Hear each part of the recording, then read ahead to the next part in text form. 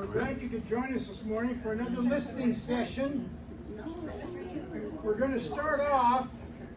I'll make a brief presentation with a couple slides to help convey some of the information. You'll both hear it and see it. I work better when I see what I'm listening to, and we'll go from there.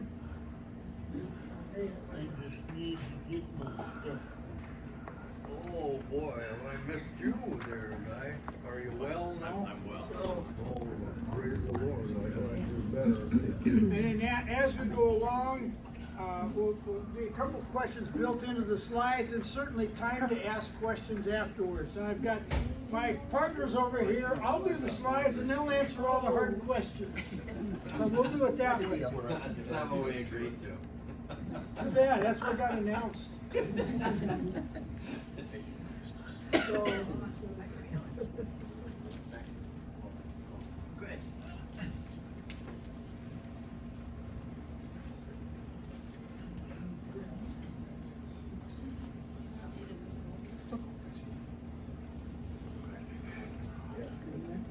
we'll go ahead and I'll start walking you through a couple of slides. We'll have Pastor Dan can quiet down up there a little bit, and we'll all be able to hear pretty good. Thank you, Mike. See ya. No, that's not what I want. All right, a few thoughts. Ross Rood put the slides together, compiling this stuff that's kind of been gone through before and bringing things up a little bit. So, a few thoughts that Ross wanted us to start off with. Eaglebrook came to us in response to our request. We started the whole process going there. We asked them to come to the table, and that's why they're here. They're not out trying to enlarge their kingdom. We asked them to have a conversation, and things took off from there. Both sides are working together to finalize terms. We've got interests on our side. They've got interest on their side because they've done this a lot. They've seen some of the hurdles, some of the problems, some of the shortcomings that happen, and so they're talking out of a lot of experience, and we're talking with very little experience. They're talking out of their experience, and we're talking out of our unique situation. So those are two things that need to kind of come together. At the end of the day, this is LifePoint's decision. It's not Eaglebrook's decision. If we threw something out and they wanted to walk away, they could, but it's really our decision to make. Until the congregation votes, and you heard my crack on Sunday, with this church, nothing happens until the congregation votes. Until the congregation votes, nothing's happening. It's LifePoint's decision to make. We've got to do a lot of talking, we've got to do a lot of discussing ahead of time in order to get information you want to have in order to vote knowledgeably. So if you wonder why there's so much noise going on already, it's because we want you to have some idea of what we're asking you to vote about. All right? But nothing happens until LifePoint makes a decision. We've heard a lot the last couple of weeks, and we hope we'll get some clarity by the time we get an actual proposal to put out. And we're having listening proposal sessions now on the general thing. We will prepare a motion to be voted on, and we'll have some sessions to walk you through that motion before you have to vote on it. We're not going to drop it in front of you on Sunday, December 4th and say, vote now. We will get it out ahead of, that's our plan anyway. Thanksgiving's in the way, but our plan is to get it out to you ahead of time and hold one or two. Well, this is my understanding. We're gonna have one session. At least one session, maybe more. It will be he's gonna get to the slide, but it'll be a week after we.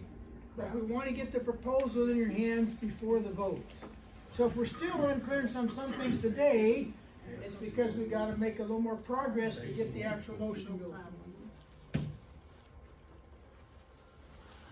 Now, 4 big themes that Ross has picked up. I've got a separate slide on each of these. So this is, how he puts the agenda up there. Here's our agenda for the next 4 slides right there. And I'm going to skip over this and just go to the first big theme that he wants right there. What about other churches that rent and or use LifePoint space. We've got a list of 12 organizations that use LifePoint space. Some of them do it once a year for a weekend. Others do it far more frequently. Bible study fellowships here every week. They're here on Tuesday for their leadership meeting, here Wednesday. They like our building because it's got so many breakout rooms. And last spring they were using everything. This fall they want to start saying, we'd like to use more rooms. And my wife had to say, there are no more rooms. They're already using all the space. What about them? If this becomes Eagle Brook, that's not their model. They use their church so heavily for getting ready for the weekends and then on the weekends, because Saturday, Sunday is basically the church is cleared for nothing but the services. All right.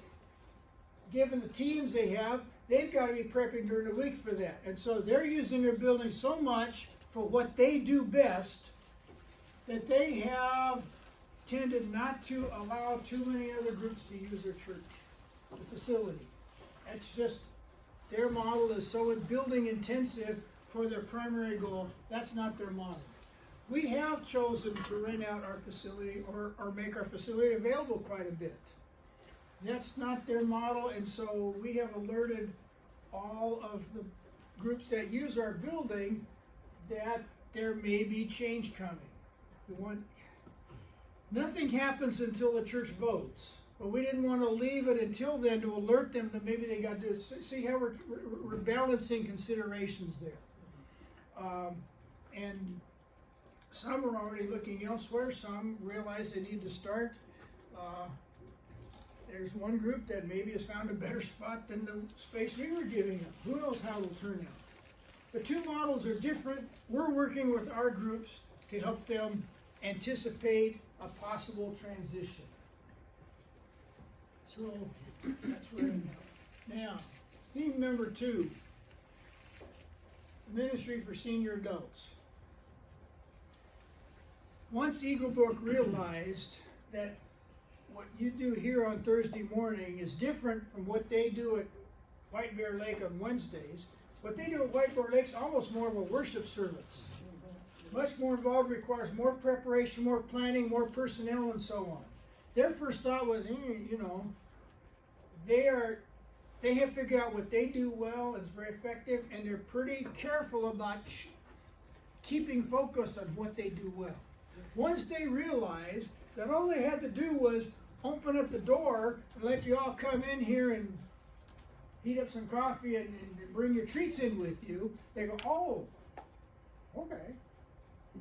Once they realized how our model was different. So may need to adjusting here, particularly once they start remodeling. Who knows how it'll work out. You've always got to dodge things there. And they don't want too many people getting in the way of the remodelers once they start. All right, so we'll adjust as the flow goes in that sense. But March 15th is just a number in the calendar right now. It's nothing set in concrete. It's not even set down on paper. We have to work with some date. Otherwise, we got too much floating. So between now and, say, March 15th, I don't think you'd notice any difference. Whether we meet or don't meet, we've got to keep the building heated, just because it's Minnesota. If you don't, buildings freeze up.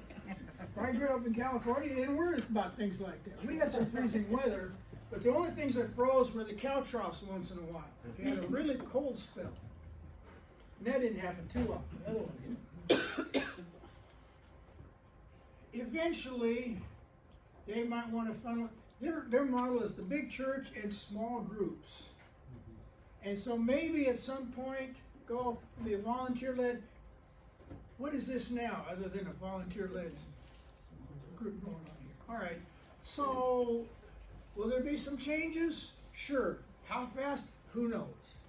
But they've realized that what goes on here is different from what their model is, and they said, that's okay, that works, because it doesn't get in the way of their main focus.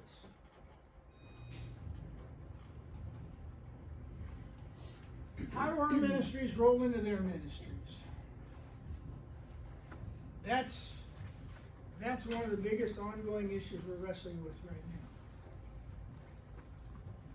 The core offerings for Eaglebrook are worship, children on Sunday morning, students youth ministry on Wednesdays, congregational care, and then they'd like to find a local ministry to partner with. I'll use the one you heard before, but there's one up the road that's pretty close to where the prison facility is up there in Blaine. And that church has to develop some strong connections. So that is the local partnership for that church. We want every church to get engaged in something local. What's that gonna look like? We have no idea. But that's their model. We've had a different model of allowing more groups to partner with us and so on. I've already mentioned that a bit when I said we've alerted them. They meet us. Some of them may end up in better situations. It's hard to say, but they're all alert to the fact. And the ones that only use it infrequently and on weekdays, who knows how that will play out as they get to know the Eaglebrook folks. They do offer one type of service. You've got local musicians and local leadership in each congregation, but they're basically one type of service. That's another thing they're pretty careful about guarding. They figured out what they're good at, and they really stick to it. I've never had that much luck myself. There's some things I'm better at than others, and I keep really trying to keep doing those. You keep dragging back the other going. I finally stopped doing book reviews because it just took too much time. Even though economically I needed to, because that's the only way I could afford some of the books I needed for my research. For a while I was assigning, I had a spot where I was a book review editor. And books would come to me and I'd find people to review them. I noticed after a while that every book that cost more than about $100 seemed to get assigned to some guy named Holmes. The cheap ones I didn't mess with, I kind of farmed them out. But, it distracted me from the main thing. They focus on what they're doing well. Many have asked about the kitchen. Some Eaglebrook churches have kitchens, some don't. This one will come with a kitchen and a really nice setup. And it's also a kitchen that's in a location in a building that it would be kind of tricky to remodel away from. There's not, the traffic flows from the kitchen to the serving area. It's not set up to run large numbers of people through. For the time being, they're thinking they're not going to touch it. How much they use it, who knows? But that depends a little on the congregation in here. At some point, they'll find a community partner back up like this one. We won't know what that looks like ahead of time. That's one of those things that gets worked out later. We can't say much about that because nobody knows. They're committed to celebrating the 150th anniversary in some form.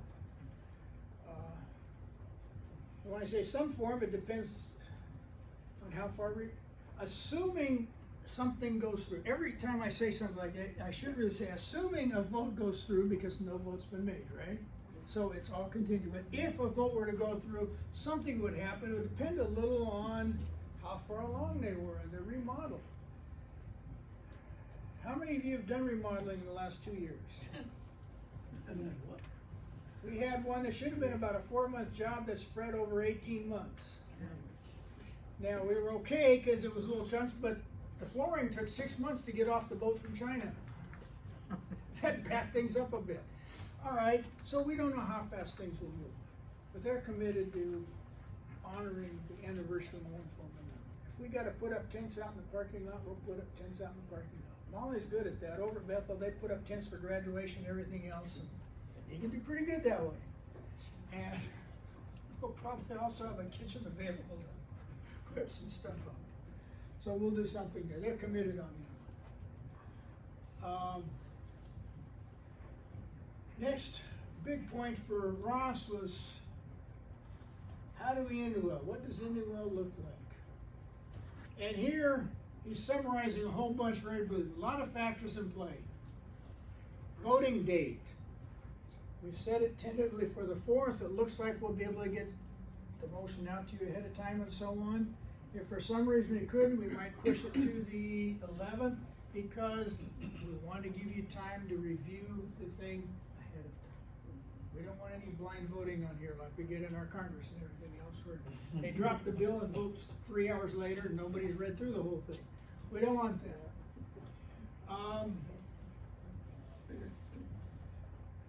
The first service is Eagle Brook. That's way down the road. Probably in the fall. They're gonna have to come in and just remodeling everything else. Final services up in the air. We've given you a schedule through the end of the year. We've got this coming Sunday. Ben will have his last sermon. The Sunday after that, the Sunday after Thanksgiving, is the first Sunday of Advent. So we've got the Advent season coming up. And we've got in-house, we'll cover that. The 18th, we have the choir concert. And then the 24th, Christmas Eve service. This year with Christmas and New Year's falling on Sundays, the board and the staff kind of put their heads together and said, you know, that's pretty tough on the staff, on the people who put on the services. That's a lot of work right there. And everything else, and we didn't want to cut into Christmas with families and all that and so on, so there are no services Christmas and New Year's, just because that's, if we weren't doing this process at all, I don't think there would be services on Christmas and New Year's, okay? That's just driven by the calendar. Then, January 8th, services will resume here. What form they'll take depends a little on how the vote goes. It depends a little on how we were, but services will take place here January 8th. Do we know exactly what they'll look like yet? No, but we'll have services here January 8th. And using March 15th again as our, you gotta have a target date, so we're picking that one. They'll continue up until then, at least. It's going to be a little bit play it by ear, but we'll continue to be here on Sunday mornings. Molly's already brainstorming what might we do for children's ministry for the parents that want to bring their kids so that they can attend the service and take them off their hands free. So we're already kind of brainstorming on the things that we need to cover. What form will they take? Ask me on January 9th and I'll tell you. The day after it happens, I'll be glad to summarize what we did the day before. We may not have it quite figured out until the day before. But that's okay too, because we've got great people here for the music and everything else, and people like Glenn to help with the production and all that. And we've got resources to cover for the preaching and so on. So we've got what we need to carry on. For a short time. If the vote goes a certain way, if the vote doesn't go that direction, it may be carrying on for a longer time. We don't know. We'll draw on our resources and adjust as circumstances permit us right there. As the Lord leads through the circumstances that He puts us in.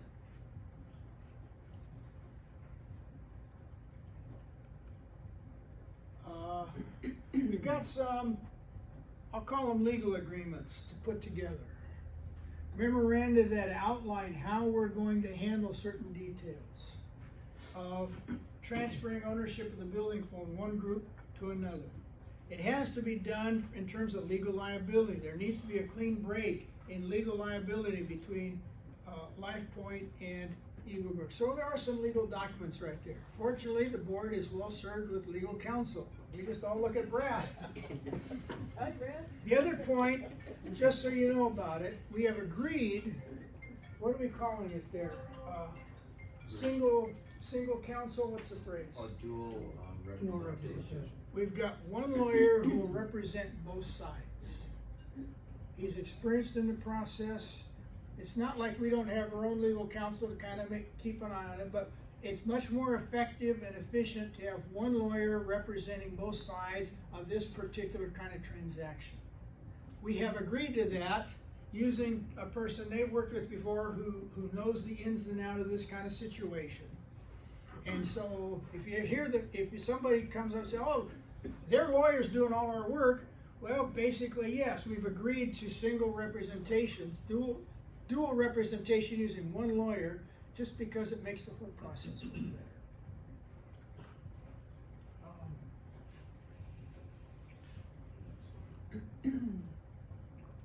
Well, I keep hitting the wrong side of my mouse. I'm not used to using a mouse to change slides. I guess I got a clever little thing, but I've got my Chromebook instead. That needs to be changed. This one is 11/29, not the 22nd, not next Tuesday, but the Tuesday after Thanksgiving. We're not gonna try and squeeze a listening session in before Turkey Day. We're all distracted on that one. So, on the 29th. And if we need a second one to accommodate schedules, we'll work something in. We wanna give people a chance to talk about the motion before it comes to a vote. But there's at least that one on deck for the 29th already, and we'll do more as there. Come on, guys. I'll go back over here. All right, this way, yeah. 2 points here to make about the vote. It will be limited to members over 18, that's per the Constitution, right? And State law. state law for transferring property. All right, the Constitution specifies the voting procedure for certain big issues. And one of them is transferring property. So, limited over 18 and members must be present to vote.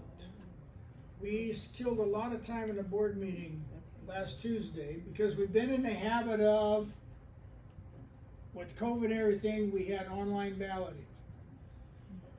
Online balloting is not in the Constitution. And with this legal issue that we're dealing with, the transfer of property, we want to make sure we do it by the Constitution so that we don't run into legal trouble later on.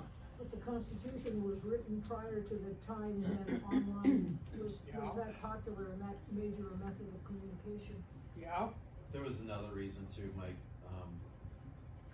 We just thought it'd be tough to verify every vote that would come in through the various manners, through whether it be mail, whether it be email, and we just don't have the time to do that, and give you an answer on December 4th as to what the vote is. so that's, again, the board ended up, we debated long and hard about that one. But in the end, the way it's written in the Constitution came out ahead. Date of sale to be determined, yeah, I have a question on the member must be present vote. yes, You know, United States of America has, if you want to be voting in absence, at least maybe the church could identify if this member legitimate to vote. And then if you are absent, then I'm wondering if you can have notary public to sign your name to make it legal. we'll take that under consideration. The board's meeting again next Tuesday. Thank you. We'll look into the legality of that one. Thank you. We talk about, since a lot of our church members are elderly, Yes, this is why we killed several hours debating this point on Tuesday. I'm wondering if, when the proposal from Eagle Group come out, that I think a couple slides back, I'm wondering if there is a specific legal term, how Eagle Group gonna take care of our elderly people. It has to be a definite legal description. Otherwise, that can be dangling later on. But can you repeat the question, Mike? Yeah. If you could summarize that conversation. She's concerned about how our elderly people are taken care of. She wants something in the agreement that will protect the care of the elderly people here. By that, do you mean this group? It's the whole church. Well, pastoral care will continue with Eagle Brook staff. Eagle Brook will be putting staff at this location. And they will carry on the pastoral ministry that we've been doing. So there will continue to be pastoral resources for, I guess, for everyone in the congregation. I guess it is important. I have seen at the national level, when a bigger organization take over a small little organization, not only they swallow the whole thing, but all of the money in this situation, I have observed $500,000 that the big organization said, okay, we are going to take care of the members very carefully. But for 10 years, if nothing was taken care except to be looking down on, to be spit at, it was a really sad event. And so this is why I say that legally, this must be very carefully detailed. I'm concerned about using the same attorney. Because that attorney, if it's attorney from an organization, they're definitely gonna lean toward that side. Not that I love Eagle Brook, okay? I have been to the church, I like what they're doing, but here our concern is our elderly. They have put their life into this church. They build the assets up to $6, $7, $8 million, whatever it is. But at the end, the $280,000 that they were gonna take care of. I am concerned that the life that has been invested must be addressed. I think that we really need to be concerned of our elderly. We need to take care of them. I'm sure that Eagle Brook is gonna do that, but I want it in language. We're working on negotiating an agreement. Yes. We'll have to continue negotiations and come back with more information at the November 29th session. We'll be able to speak more to that point. Yes, sir. Mike, can I say something to that? Yeah, So, Eagle Brook has done this in a very, very similar situation, Spring Lake Park Baptist. Many elderly people there, and they've continued on. And I might ask Pastor Dan to help me out a little bit with this. I was there one time, two elderly people talked to me and they said this was the greatest thing that could have ever happened to their church.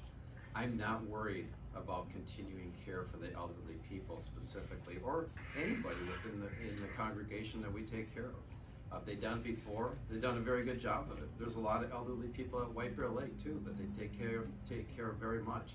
The dual representation, I probably wouldn't do it if it was in the business world per se. But this attorney is used to doing this with the Spring Lake Park Baptists of the world. We feel that that's going to be the easiest thing to do. It'd be hard to find, let me put it from our perspective, it would be very, very difficult for us to find a lawyer that we would feel comfortable with and competent in representing our side by December 4th. I just don't think that would be possible. Dan, do you want anything into that? We emphasize on the 4th, and we also mentioned the 11th. Sure. It would be very good that, we mentioned about other experience of other churches. Sure. Could we then have an opportunity to read a fraction of that particular language of how they take care of the elderly? Please. As part of the legal document?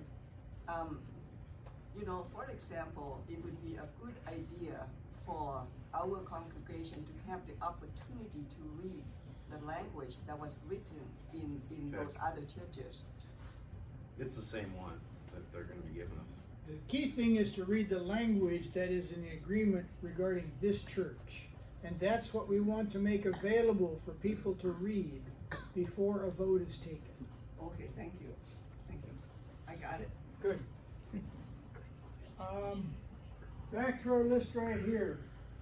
How things were to be determined for date of sale, and that would determine the rest of the things below here. So if the vote is to move forward, we'll then figure out when do we make the transaction? If it doesn't go forward, we'll be figuring out something else. But the final date of sale is to be determined, and it will only be determined after the congregation votes. Assuming that if they vote to go ahead, then we'll get down and pick a target date. So, we'll look at the calendar for March and whatever else and figure out what makes the most sense in it. So some of these are to be determined, but here's the key point. We'll come back. We'll take up the point that was made. We'll look into that. But constitutionally, those are our starting points.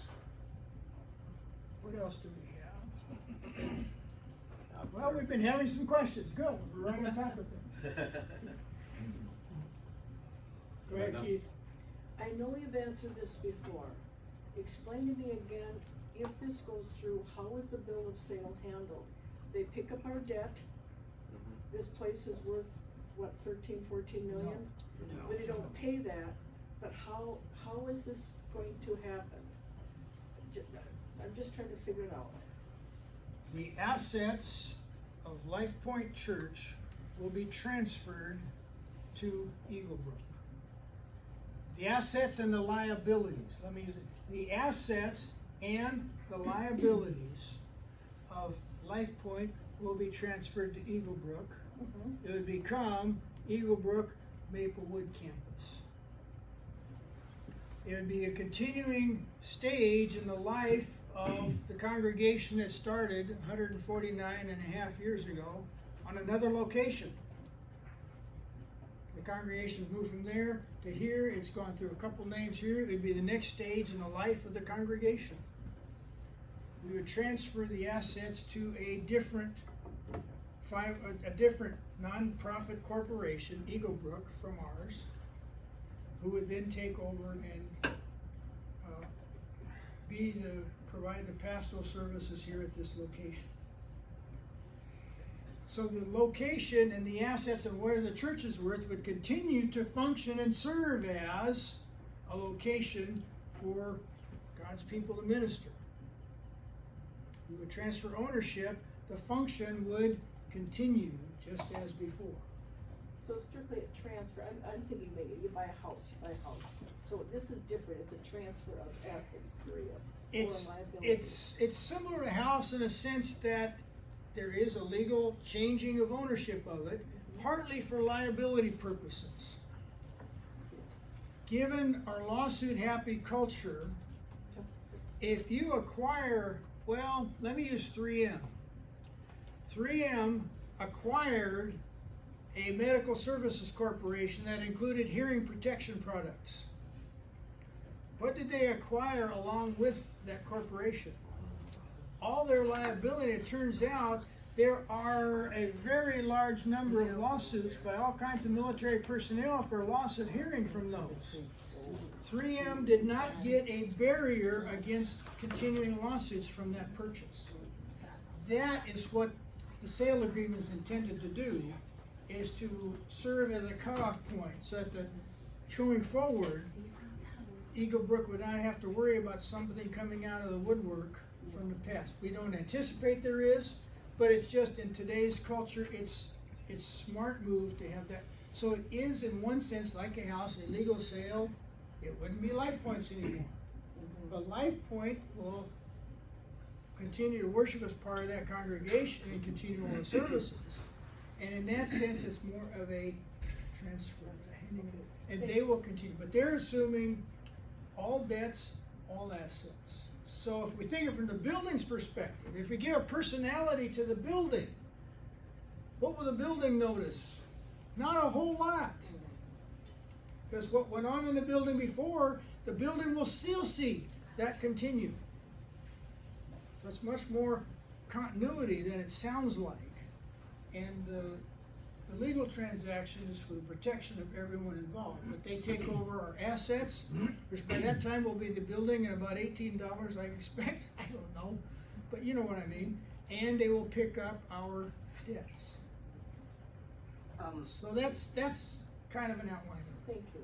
I think maybe being the fact that I am with the nonprofit for a while now, the easiest way to understand this is that actually Eagle Brook is a 501c3 organization. Life Point is a 501c3 organization. Whatever asset each of these company has doesn't belong to anybody, it's a community. So if Life Point say could not make it, it's the law of the United States to say the asset need to go to someone. Basically, that's all it is. None of us really own it. But the congregation has the opportunity to choose. In this situation, you have chosen to deal with Eagle Brook. Correct. But if you don't deal with Eagle Brook, you have to deal with another church And in or fact, another non-profit No, that's organization. yes, in our and in Constitution. fact, our Constitution specifies that if Life Point ceases to exist, the assets go over to Converge. So exactly what we're talking about. The Constitution says which organization will get them. Now, Converge really is not in. We have met with Converge North Central. We have talked to people from Converge National. They're not really interested in taking over a building. They've got enough on their hands. They're glad to hear that we're talking with Eagle Brook, and they will sign off on the sale and say, yeah, go for it. Yes. So, but her point is, if we don't make it as a church, It some has other to go to nonprofit some will take over, nonprofit. will come What- and do it, yeah. yeah. In this situation, if we name Converge, our obligation is with Converge. Yeah. Period, and we Yeah. don't have any other choice. Yeah. That's correct. Unless if the board have voted ahead of time to say, okay, we don't want to deal with Converge, you have the right to change from not Converge. You can go to any other church of your choice. And the move has been, we're suggesting Eagle Brook is the way to go. So, Right. thank you for that. Mike, one of your more interesting slides earlier looked like there was an additional point, but it was just off the screen. I looked it up, it was actually the next, I don't know what happened, but it was actually the very next line. It was the first line on the next slide. That's what I have on my phone. I was looking that up. Go back. While you are looking, I just would like to just say that, as a This line congregation. right here is actually, I can't tell what it is. Not even showing on my screen here. Yeah, There is one more. it's not, actually, it's not on, there's a line there. We I need to was- tilt that, I think, to get at it. Yeah, it's, Sorry. it is the next line of the first slide. I don't know why, but that's what it is. There was one I think you skipped over that said something about Ben will be on sabbatical. Can you find that's that at the one? That's at the That's very below end of that? the last slide. Oh, After this the is an early questions. one. Keep going. Oh, sorry, I'm going the wrong way. Uh, I'm going the wrong way. keep going more. There. It's a new Chromebook. That This is and the it- very last slide of the presentation. I think that the best thing for the elderly congregation to do is that now that we said if it become Eagle Brook, and what exactly is in your mind that you would like to see, and I think and then negotiate on the table with Eagle Brook, and this is a time we can't not negotiate after it's done. That is the point. Well, one thing that was negotiated was the Thursday morning meeting. Go ahead, Tony. My next question is, when will there be a decision with regard to the future of Anchored Ministries and meeting here and using this building, and also congregations such as the Thai church Yep. and the Spanish-speaking church? When will those be decided? So we are, let's use March 15th just as a close date for argument's sake. Assume the vote goes through. March 15th is a close date. We would have total control of the building and who uses it, including Anchored Ministry, hang on, till everything all the way through March 15th. Close date, then Eagle Brook gets to decide. I find it very difficult to vote on this in a very positive way if I feel that Anchor is to be displaced and our ethnic congregations are to be displaced. I would like some answers before we vote, They will be. They, before December fourth. No, what do you, wait, what's your, are you asking, you want? I would like answers about Anchor and our ethnic congregations. I think it's, I mean, and I'll invite Mike and Brad to disagree with me. They're not, that's not gonna be part of the Eagle Brook model. I would say by on that close date, whatever date that is, you're probably not gonna have Anchored Ministries, because Anchored Ministries will be replaced by the Wednesday night programming that Eagle Brook has at all their other campuses, okay? The other churches and I'm gonna throw all the organizations in there, including the other churches. They've all been put on notice. At first, we actually told them December 31st. We're now giving them until March 15th that they should try their best to find a new location. I realize they've been put on notice, but I feel bad about that because if Eagle Brook's mission.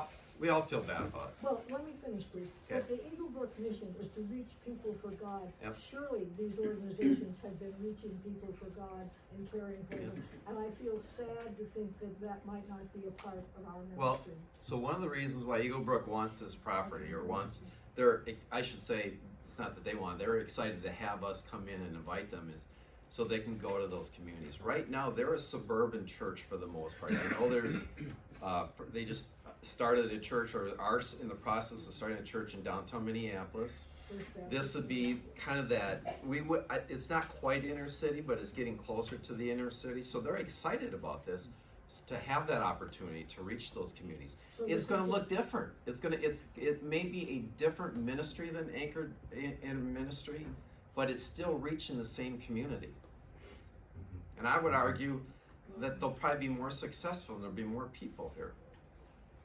I don't think you can say it will be more successful, because we don't really know what Well, we're you're talking right. about. I'm basing it upon the numbers that I'm basing it I know, upon I'm the just- numbers that they have at those other satellites with their Wednesday night programming. That's what I'm basing it And upon. I'm just saying, God gave us the people He gave us. Absolutely. So I think that, yeah. What the reason why we've come to this very difficult decision is we don't have the resources to minister to those on Wednesday night. Once I'll just share a quick example. It's gonna sound like self-serving, so I apologize for that. When I heard that Dan was doing these 3-4 runs on a Wednesday night, I went up to Dan and I said, you know what?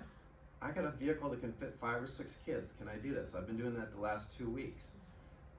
We need a lot more people be willing to do that, but we're running up against a situation where a lot of us are getting older. I'm almost 62, and yet I'm considered a young guy in an organization, and we just don't have enough resources, i.e., people, to do the ministry with Anchored Ministry. I'll be honest with you. And I don't know how your daughters are doing, by the way. They're constantly texting me, telling me where to go. They respond quickly, but we're just running out of people. And we see Eagle Brook as an opportunity to bring in those resources.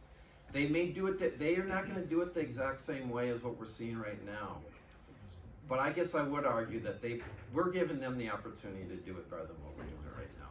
Keith, when you've got a congregation that does not speak English, at least 2 of ours, Yep. one of them, you can't say, Eagle Brook is just gonna step in and meet their needs as well. Unless they are committed either to the space to allow them to meet, or to those giving services in those languages. So you're effectively cut off 2, maybe 3 congregations just because to of that point, you're absolutely correct. You're absolutely correct on that point.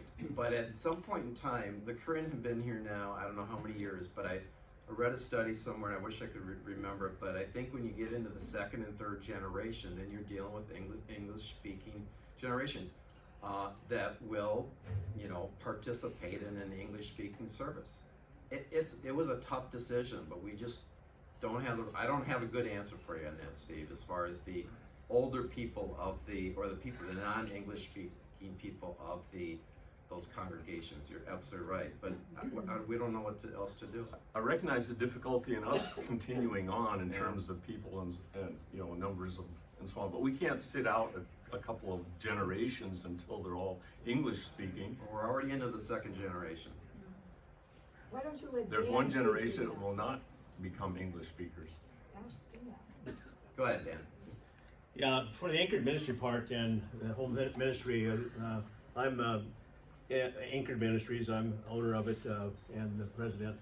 And we're not worried about this actually because I'm in dialogue with Eagle Brook.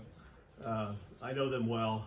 I was on staff 7 years with them following the Spring Lake Park Baptist. The way they took care of the seniors there was they hired me to take care of the seniors. And I was on staff for 7 years, and then they hired Sandy Hawks after that. She'd be willing to come over here and talk to us, by the way. It worked out fantastically, how the seniors were taken care of. Same way that, legally, like we do here legally, right? How do we legally know that our seniors are taken care of? The campus pastor, right? So the campus pastor is charged to take care of the congregation. So that's how it works. And so they would be the pastor to the seniors, or they would get somebody like myself or others that would, you know, come along beside and help out. Anchored Ministries would be in an Eagle Brook model. We wouldn't maybe so much fit into the traditional Wednesday night programming. We have the kind of kids that are almost too needy for that program. They're the kind of kids that need, you know, a different kind of almost it's a support group almost. It's a model that it's what the schools have to do with assistance to the teachers. It's a model that it doesn't expect kids to be following the rules. It doesn't expect kids to be, you know, where you want them to be. It doesn't mean we don't have rules. It just means that we would work best as a small group in the Eagle Brook model doing that ministry in the community. And they may want to, they want to dialogue with me about being that community partner for this area, Anchored being the community partner for this area. And we might have a strong shot at that. Either way, I want to be independent enough anyway, just like I am at LifePoint, independent enough to do what needs to be done to with these kids that you wouldn't all agree with. You know, if you were agreeing with how we do things there. It would just, you know how hard it's been through the years with all these different cultures and different behaviors. So I'm not worried about it. I'm excited that we would have the resources of people that we could tap into that we don't have now, that we're short of. So I just wanted to say that, just to kind of clear that up a little bit. Maybe that would just help you kind of take some deep breaths about it and settle in about that.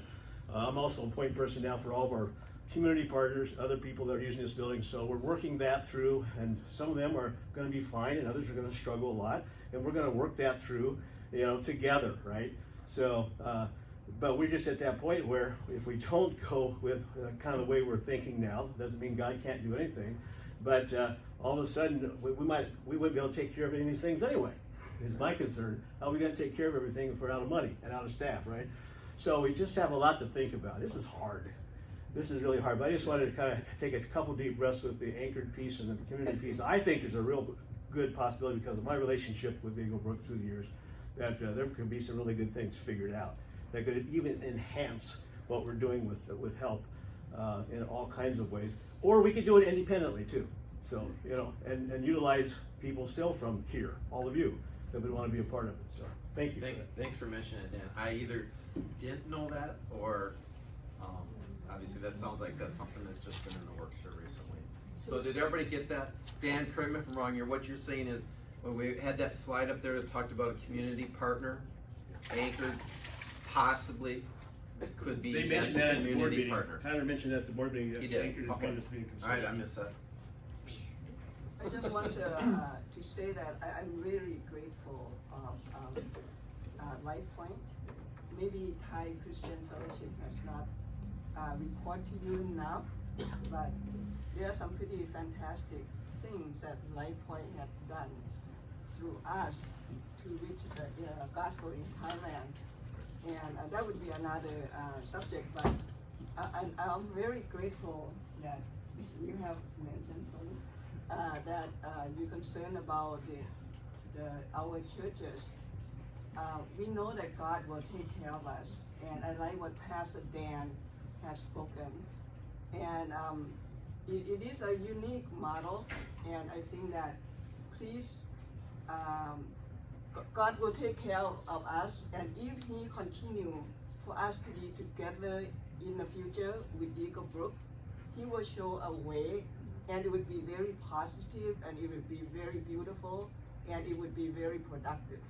We are not at all afraid of that, but we are very sincerely, deeply grateful. We believe we have done something behind the scene. If we have the opportunity to present, we would like to present that to you before all of this happen. And we sincerely thank God that you have embraced us with great love and care. Thank you. Thank you. Thanks, Jay. You want to say something? Yeah, I want to say something. If I can. The board has been fighting on this from the people who were on the board before me for years. This is my first term. Pretty amazing. I had run 9 times. Ran the first time when I was 24. Just got on this last time around. We're all fighting change. Change. Wow. We hate change. I was a little disappointed in us at the last session when the Eagle Brook people were here, when they were discussing what happens in Wednesdays up at White Bear. It was actually the feistiest we got that morning. No, never was heard. The alternative here is an empty building.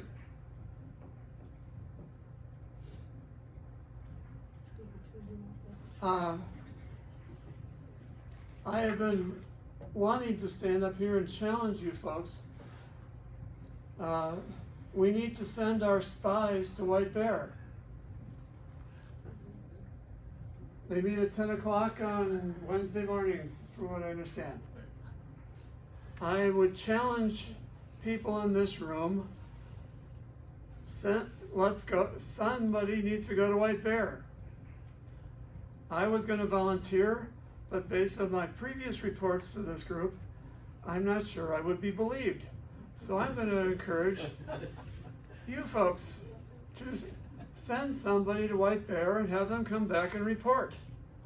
I'm pretty certain that they'll come back and say that no one at White Bear has 3 heads, 2 tails, that they are people very similar to us.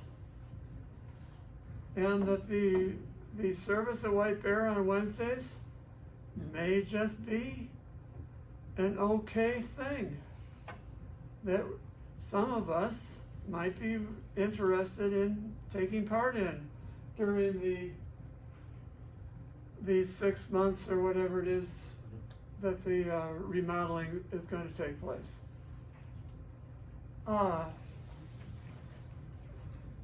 There is going to be a lot of change any way that this goes down. Parts of this place you may not recognize. No idea what this room is going to look like. Just the other night, we were all speculating as to remembering what the mural is that's up here on this wall. I found a picture of it from my grandparents' 60th wedding anniversary party. It's a wallpaper thing with green trees and a river, and it has absolutely nothing to do with anything. That might not be here anymore. Who cares? God is going to be praised. It's not going to be something else. It's going to be a church. And we have sought out the best people that we could find to merge with. Transition to. Transition. transition. Transition is our new steward's word. This is a transition. Yeah. So I come here and I look around. What's gonna happen to this? What's gonna happen to that? Keith wants that painting. He wants it for. Said that I did say that last night. He said that at the meeting last night. I don't know what things are gonna look like. At 3 o'clock this morning, I woke up. In the cabinet there are the two chalices for communion, engraved in Swedish.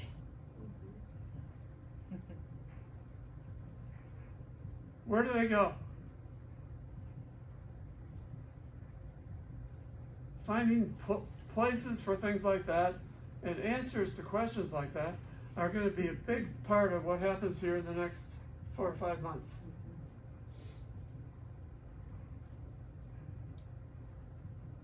Bonnie looks like she's going to jump over the chair. One of the things, when you get really down to the nitty-gritty of what is going to happen to the stuff, the important stuff, there'll have to be a historical location, but Gary, the woman that is in charge of these kind of retrofitting buildings, said that they will make a list of the things that they will not continue to use in the ministry, and the option is for those of us in the congregation, if we have an interest, like folding chairs or whatever,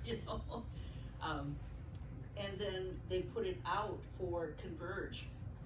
And some of these small struggling churches that need tables, that need folding chairs, that would be thrilled for this, they snap them up just like this. She said it was, and that was helpful for me because the picture here. That was a joke. I know you were joking, but I don't want to see it going in landfill either. No, absolutely not. And the fact is they try to share what they are not going Correct. to use in their model.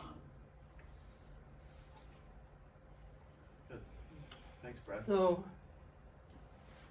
as I said it last time, hands open, folks. We're not going to be able to grab and hold on to a whole lot. We have to have our hands open that God is in this, and that it may be someone else looking after our legacy. I had somebody say to me that they were looking for a miracle, and I challenged that person the other night. I said, this, I feel, is the miracle. I think they have a different miracle in mind, obviously, but I view this as a miracle. Other comments, questions? Yeah, go ahead. When you're ready to address the pastor, I have a question. Why don't we do it right now? Go right ahead. I've been in conversation with Pastor Ben how we can best take care of their family, and so the transitional sabbatical idea he and I discussed has been approved by the board, that he will preach this Sunday, and then since there isn't a lot of money to give for a severance, there will be a $5,000 severance in addition, but the time starting the 21st, so after this Sunday the 20th, 21st to the 31st, he's free. He and his family are free to go, fully paid through the end of the year with no responsibilities. So all responsibilities have now been transferred to the rest of us since yesterday's staff meeting, and the board approved it the night before that, Tuesday night. So that's how we're taking care of. Also, insurance will be covered for the first two, I think, January and February, right? So additional insurance, so much a month to cover his insurance for the family.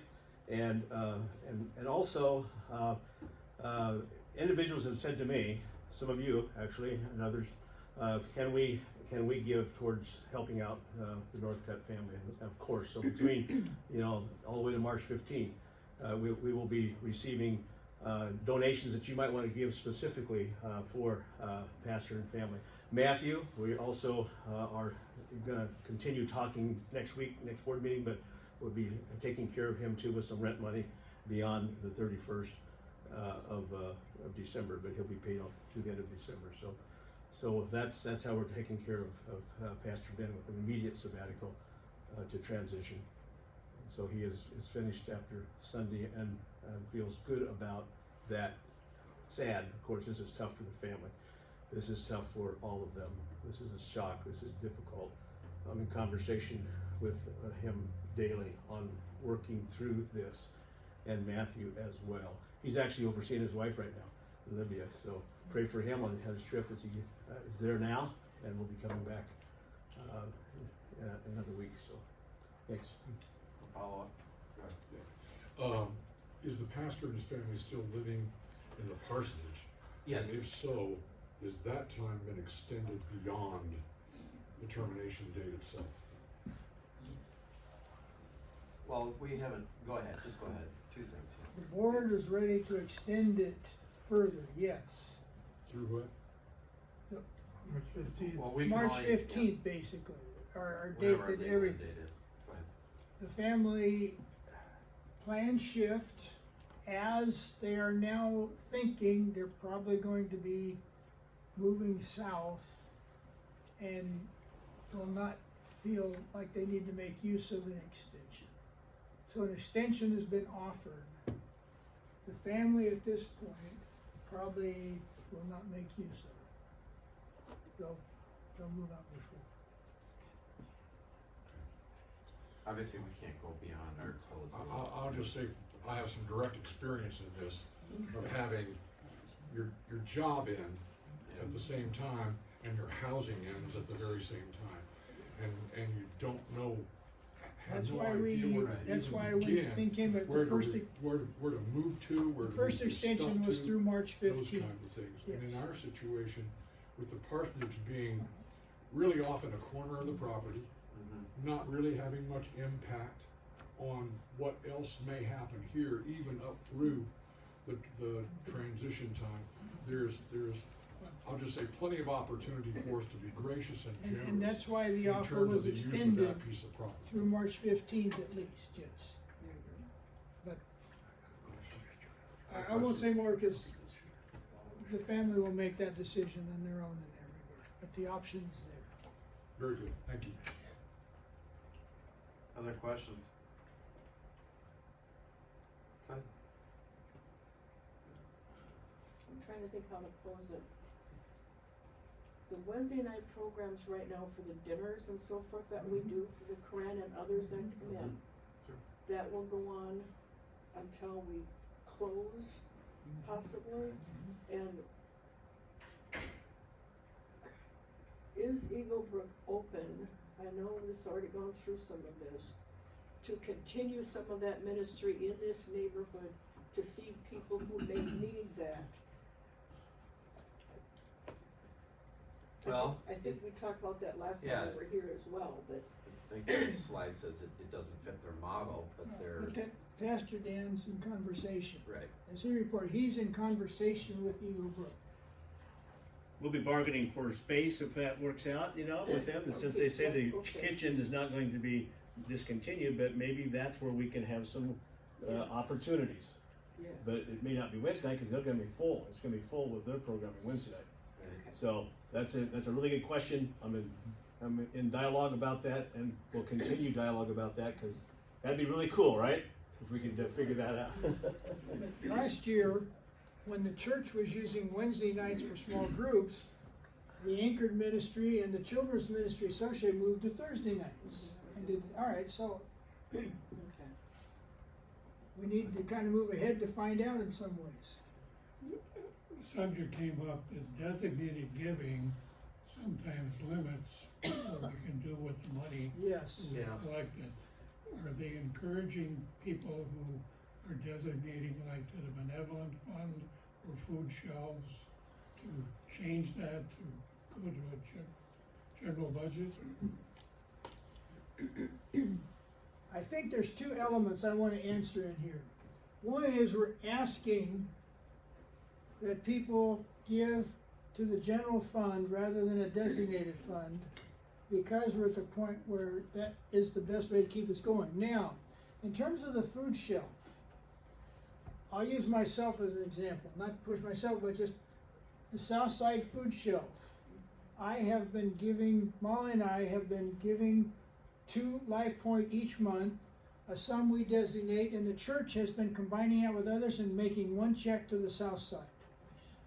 I will need to switch from giving that to the church and giving that to the food shelf directly. So instead of designating the church to do it, I'm gonna start making a contribution directly to the South Side shelf each month. So there'll be some of those that I've been doing it through the church because I wanted Life Point to get a little visibility with some of the other organizations around. All right. Since that won't be possible, then I'll give direct. And we are planning to give instructions to draw up some guidelines for the people who need to make that kind of shift, to give them some guidelines on how to go about doing that, so that everybody doesn't have to reinvent the wheel. What are we doing with support to our existing missionaries right now? Because Same thing. we Well- designate to the missionaries and designate to general fund. That will be another place where we need to make a shift, is that we have given here to missions, and the mission committee has sent it out, or financial, the business manager has sent checks out to organizations. So that, go ahead. That will have to become a direct donation. So you're saying that we need to say, if we support missionaries right now, we need to direct that money to the missionary directly to Converge? Or their Yep. if they're Converge missionaries, to Converge, yes. Or the organization that's supporting them. So you are encouraging us as a member to now, when we do an offering, we do to the general fund only, so that we can sustain until March? Through the end of the year, we'll still be supporting our missionaries through Life Point, through December 31st. I see. After that, that would be a good time to begin making a shift in the new calendar year. We had a brief discussion at, not the last board meeting, but more board meeting before that, to educate people that, let's say you're giving to the mission fund to support the Varbergs and all the other 5 or 6 that we have through our church. We would have to educate people on how they could contact Converge and give to that particular missionary that they want to give to directly. Okay. I happen to do that on a personal basis. I do give to some of them directly, and I'd certainly be willing to educate people on how to do that. I mentioned guidelines. We'll pull up some guidelines to help people, all right, who should we contact at Converge? Or we've got a list of our continuing missionaries and organizations. We'll put guidelines together so people can make that transition. Right. That way, our missionaries that we're currently supporting, we can continue to support. We'll just do it slightly differently than centralizing our funds like we have. Thank you. All right. Other questions? Oh, I'm sorry. Go ahead. I've got 2 questions to ask Brad. Sounds good to A me. former student of mine, and a good man. Brad, I remember when your parents gave the grand piano to the church. That was soon after we moved in and so on. And you were supposed to take that information to your grave, sir. Thanks for that information. We didn't know Why that. do it? The Lord will forgive me. But Brad, I just raised that. Are there gifts or other things that have been given to this church since we moved in 50 years ago or so that are maybe thought to be on loan? I just have no idea about that. My second question is, Brad, what about the Boy Scout program and the Boy Scout property in Wisconsin? You've done a marvelous job in carrying on the Boy Scout ministry. Our family has benefited by it. I know of others. And Brad is a hero to me because he has done this largely on his own with help from others from time to time. And I don't know if the church owns that property or if it's in the name of the scout troop, but that would be a question I With regards to items donated to the church, they belong to the church. When you give something to the church, it becomes the church's. Do I believe that the piano is going to survive? Probably not. They're more keyboard people. It survive, just to be clear, survive here. Survive here. I hope it survives somewhere. It will be firewood. Exactly. The organ too, the organ Yes, too. absolutely. I don't have room for the piano at my house. And I did the first 2 years, I could pick my way through a hymn, but it's not worth it. Yeah, I know. There are other things in the building. And we're gonna get up. There you go. Blinded. Somewhere along the line, they're gonna tell us that Keith's painting is not gonna survive here. And if we go walking around the building with Post-it notes or we have a silent auction or something, that may help us to pay the heat, to pay Steve, to keep us going until the closing date. Or we may just decide that Keith gets to take the painting home with him. It was just an example. Anyways, go ahead. Once you get to the Boy Scouts. Get to the Boy Scouts. So anyway, view everything that's in this building, once again, I say with an open hand. Yeah, the Boy Scout property. I'll make a long story long. In 1930, the Ostergren family, some of you remember the Ostergrens, the last of them died probably 30 years ago now. They had relatives that lived up by Webster, Wisconsin, and they let the church know that there was a piece of woods near them that had gone up for tax title. And the Boy Scouts were looking for a place to camp. And for the lovely price of about $54, the troop purchased the first 40 acres up by Webster, Wisconsin. Camp began there that first summer. We've got a picture of it downstairs in the scout room. Shows all sorts of people that I remember well camping up there. Started up in 1930. In 1950 something, an adjacent 40 acres became available. That was purchased for an additional $500 by the Boy Scouts. Troop raised money. The church has spent no money on Climb River Camp with one small exception. Each year on the church's insurance policy, under other properties, there is a line on the church insurance that says the address for the place up at Climb River. Anyway, in 1960 something, out in North Dakota, coal was found on another troop's camp. And everybody who had ever showed up for a meeting of that troop suddenly decided that it was their coal too. If you were there for one meeting years ago, you wanted a piece of that action.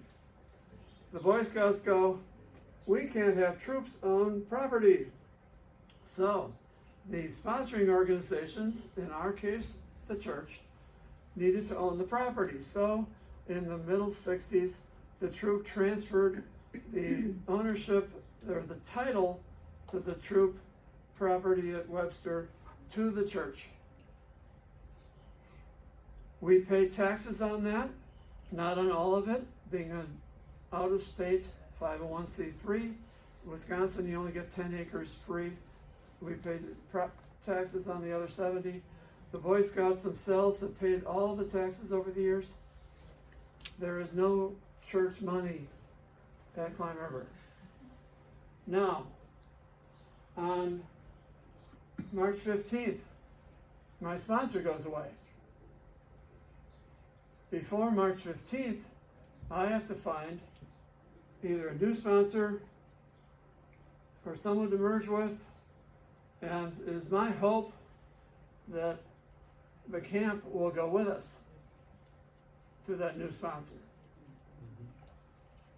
That's where things are right now.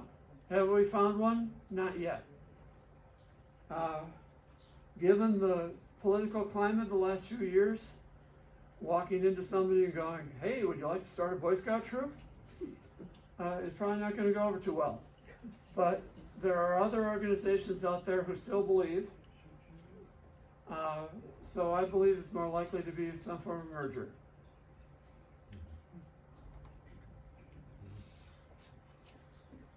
Good. Isn't that automatically then go to Eagle Brook because it's part of the asset of the church? They have requested that it be gone before the closing. They don't want it. They don't want to deal with it. So, sometimes a gift to the nonprofit can be a headache, just